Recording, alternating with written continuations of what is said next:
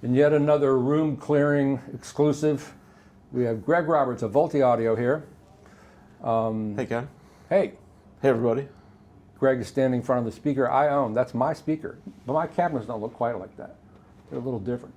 And they actually look bigger here than they do in my apartment. How is that? You'd think they'd look huge in my apartment. I don't know, the color, the paint on the front. Oh, yeah. Right. It does, I know it makes a difference with cars. Oh. Paint colors. So. Cars. Yeah. So what's, tell me what's in the system today, Greg. So I have, it's basically the system I have at home. We start out with the Teddy Pardo Weem Ultra, which I like. It's just a terrific value for a music server. I use it as a dedicated music server only. The Teddy Pardo part of it gives it a linear power supply, which does make a nice difference.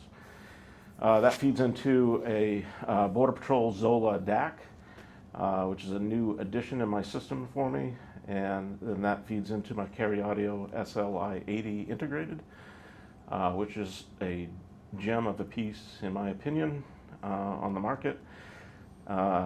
And so that is KT80 output tubes, push-pull, gives us about 80 watts of power. I do like it in ultra-linear mode. I really? think it sounds fuller and richer to me than the triode. Looks like your tube rolled to 6SN7s? Well, one of my employees said I needed to change those, so. What are those? I didn't argue. They look like it's red printing. Are they Sylvanias or something? I don't know. He found something for me and said, there, they sound better. Okay. I believe it. Man, I used to roll 6SN7s like crazy. But yeah, and Triode Wire Labs cables, you know, I always like Pete's stuff. He makes such good cables. I agree. What's latest from you? What's new? What have you been doing since last year? I mean, yeah, I guess one new thing, people have been asking me all the time, why do you have subs in the room this year? There's two little SVS 3000, Micro 3000 subwoofers in here. There's one behind the speaker over there and one behind me, behind this side. I think you're going to be seeing SVS subwoofers in my room from now on. Why do you need subs? These things, I mean, know. People look at this is a 15-inch woofer and you think it's going to be, oh my God, but it's not. They're very well controlled. They're really coherent and well dialed in. This is the thing about high sensitivity speakers, is that you do give up some of that real low bass in order to get that high sensitivity. It's a very lightweight tone structure.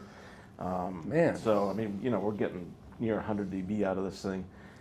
So, yeah, if it was able to produce deeper bass, it would be heavier and not as efficient. So, well, in my apartment, it's fantastic bass. It's because it's. I mean, I have kind of a bass node, I think, in my apartment, but my room is my room is a little wider than this, not quite as deep, and I get tons of bass. So I don't know. I don't know what you're talking about, man. Well, okay, so I sit here and I have a little remote control for this unit down here, which is the subwoofer preamp, which is my own Volti Audio piece that I'm developing.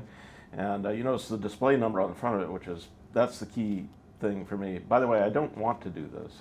I have to do this because nobody else is doing it. Look at me, don't look down there. So, yeah, so that display number is key, because when you get a subwoofer system balanced into your system and you want to turn it up or down, you got to go through the whole process again to get back to your balance point. It's really hard to find that balance point again.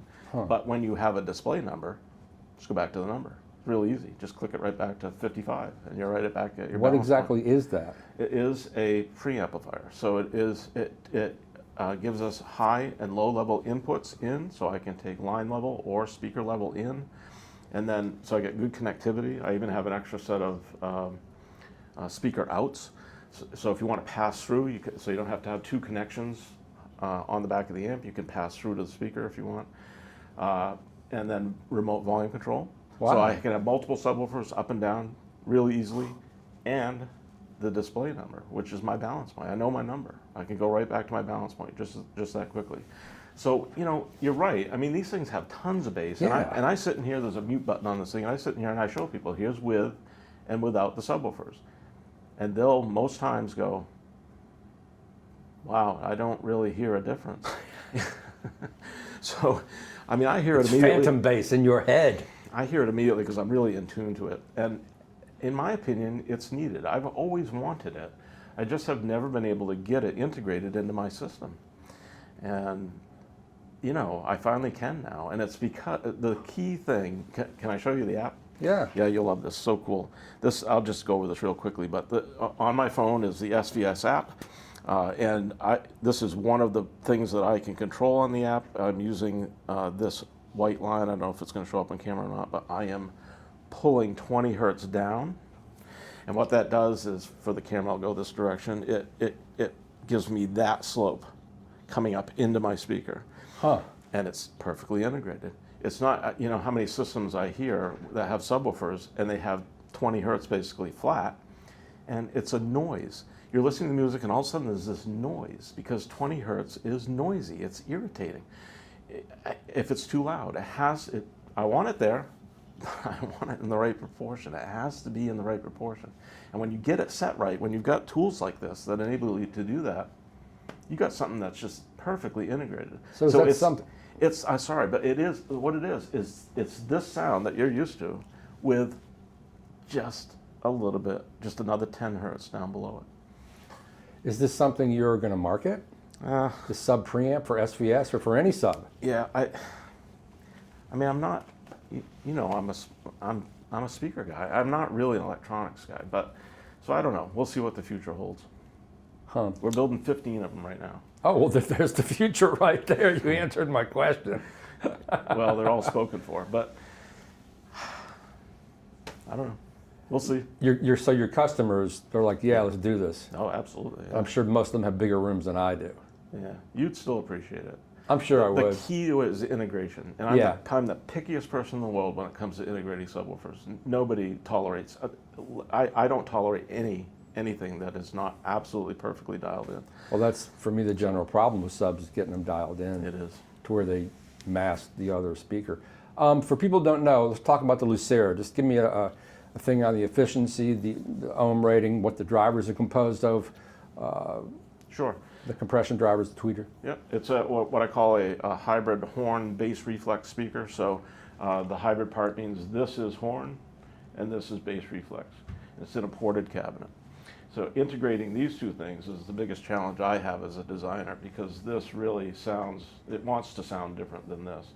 And that, with this type of a setup, that is the challenge, is getting those to meld together. And it's done because, two reasons. I have a 2-inch throat mid-range horn, which is this is a great mid-range horn. You don't usually find that on a speaker of this size. Heck, you don't even find it on big horn speakers a lot of times. Huh.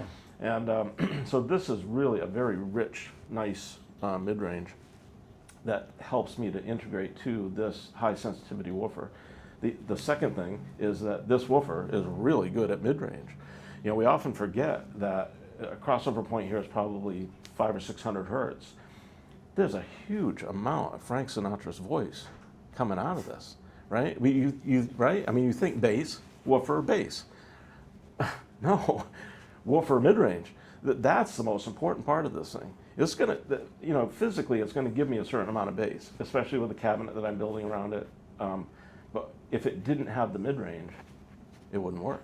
It's not gonna work in this design. So that's a really key piece that I'm using right there.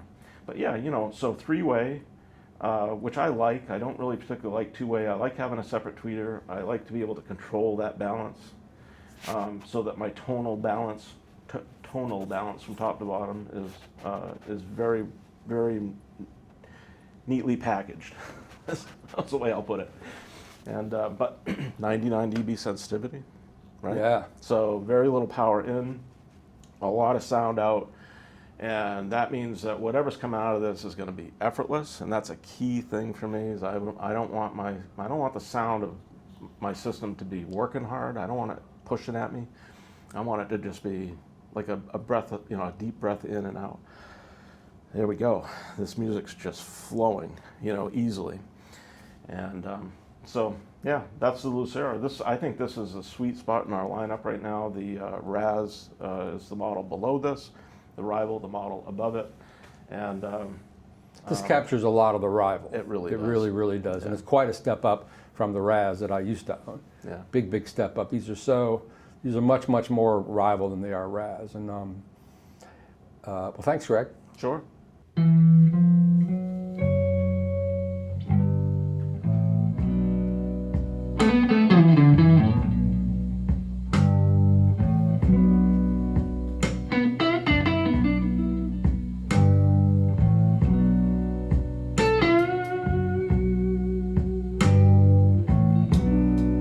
I done ran into my baby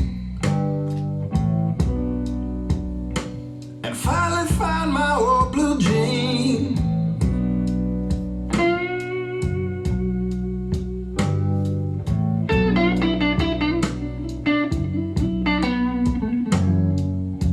I done ran into my baby. I finally found my old blue jean.